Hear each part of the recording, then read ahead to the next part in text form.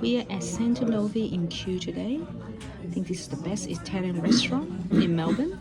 We've ordered a 3-course meal. The first course I've got here is the scallops with breadcrumbs and herbs.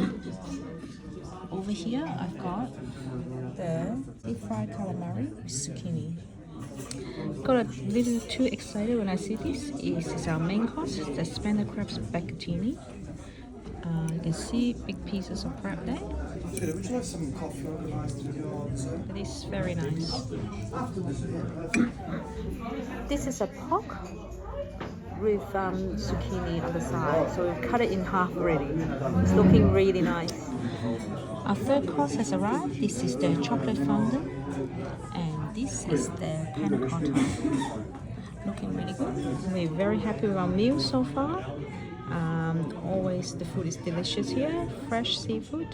So I highly recommend the Italian restaurants in Kew, Centonove, as a place for your celebration. Thank you for watching our video. If you like our video, please like and subscribe to our channel. Thank you.